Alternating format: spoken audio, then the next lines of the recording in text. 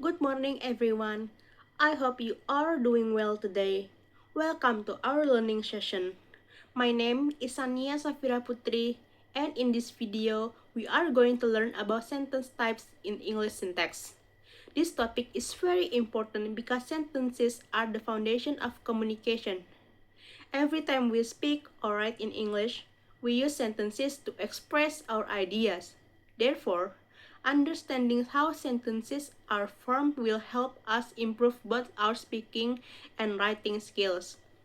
By the end of these lessons, I hope you will be able to identify different types of sentences and use them correctly in your own writing.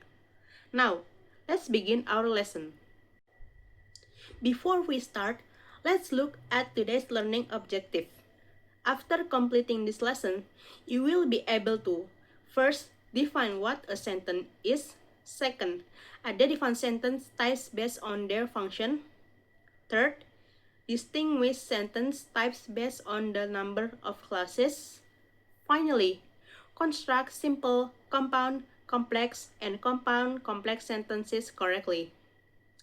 Please pay attention to the examples because they will help you understand the differences between each sentence type more easily.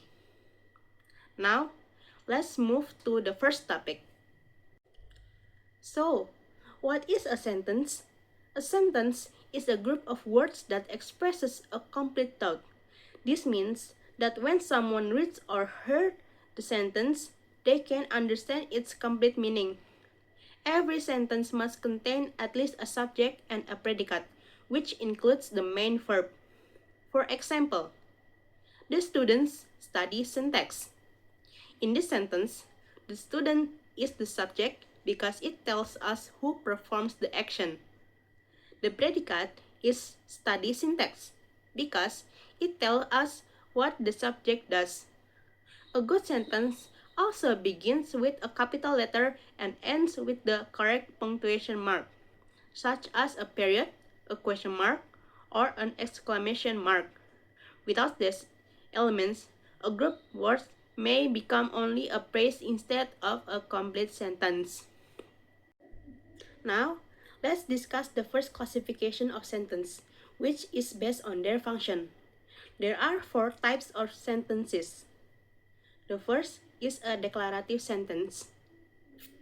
A declarative sentence gives information or states a fact. For example, the students are studying syntax. The second is an interrogative sentence. This type asks a question. For example, are the students studying syntax? The third is an imperative sentence. An imperative sentence gives commands, requests, or instruction. For example, open the book. Finally, we have an exclamatory sentence. This sentence expresses strong feelings or emotion. For example, what a beautiful day. Understanding these four sentence functions helps us communicate more effectively because each one serves a different purpose in daily communication. Now, let's learn about the first sentence type based on the number of clauses, which is the simple sentence. A simple sentence contains one independent clause. An independent clause is a clause that can stand alone because it expresses a complete thought. A simple sentence has one subject and one predicate, although it may contain additional words such as adjective, adverb, or prepositional phrase. Let's look at the example. The first example is, the child slept. The sentence has one subject, the child, and one verb, slept. Another example is, she is playing the piano. Again, there is only one independent clause, so it is still considered a simple sentence. Even though a simple sentence may be short or long, it expresses only one complete idea. Next, we have the compound sentence. A compound sentence contains two or more independent clauses. Since each clause can stand alone as a complete sentence, they are connecting using a coordinating conjunction. The most common coordination conjunction are remembered by the acronym FANBOYS. F stands for, A stands for N stands for nor, B stands for but, O stands for or, Y stands for yet, and S stands for so. Now, look at the example. She studied hard, so she passed the exam. The first independent clause is she studied hard.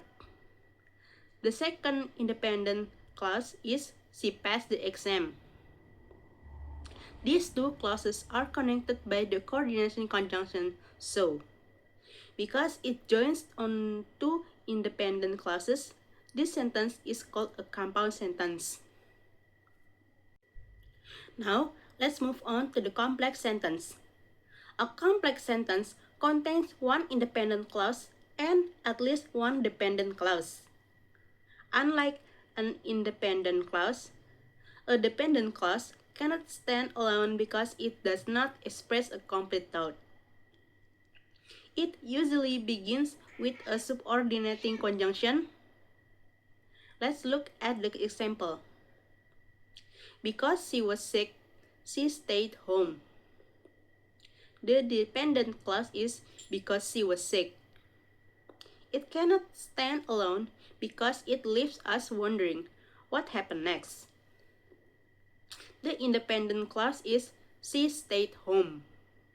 This clause expresses a complete thought and can stand by itself. When these two clauses are combined, they form a complex sentence. To form a complex sentence, we often use subordinating conjunction. This conjunction introduces dependent clauses and show the relationships between ideas. For example, because, since, and as show reason, although, though, and even though show contrast, when, before, after, while, and until show time, if and unless show condition. Let's see an example. If you study hard, you will pass the exam. Here, if you study hard, it's the dependent clause, while you will pass the exam is the independent clause. The conjunction if shows the relationships of condition between the two clauses. Subordinating conjunction help us connect ideas clearly and logically. The final type is the compound complex sentence. This is the most advanced sentence type because it combines the characteristics of both compound and complex sentences. A compound complex sentence contains at least two independent clauses and one or more dependent clauses. Let's look at the example. Although she was tired, she finished her homework and she went straight to bed. The dependent clause is although she was tired. The first independent clause is she finished her homework. The second independent clause is she went straight to bed. Since this sentence contains two independent clauses and one dependent clause, it is classified as a compound complex sentence. Now, let's review what we have learned today. A simple sentence contains one independent clause. A compound sentence contains two or more independent clauses connected by a coordinating conjunction. A complex sentence contains one independent clause and at least one dependent clause. Finally, a compound complex sentence contains at least two independent clauses and one or more dependent clauses. Understanding these sentence types will help you write more accurate, varied, and effective English sentences in both academic and everyday contexts. Now, let's practice. Please identify the type of each sentence. Number 1. The students studied all night. This is a simple sentence because it contains only one independent clause. Number 2. She was tired, but she finished her assignment. This is a compound sentence because it contains two independent clauses connected by but. Number 3. Because it was raining, we stayed inside. This is a complex sentence because it contains one dependent clause and one independent clause. Number 4. Although he was nervous, he gave the presentation and everyone applauded. This is a compound complex sentence because it contains one dependent clause and two independent clauses. Excellent! I hope you answered them correctly. We have reached the end of today's lesson. Today, we learned the definition of a sentence, the four sentence types based on their function, and the four sentence types based on the number of clauses: simple, compound, complex, and compound complex sentence.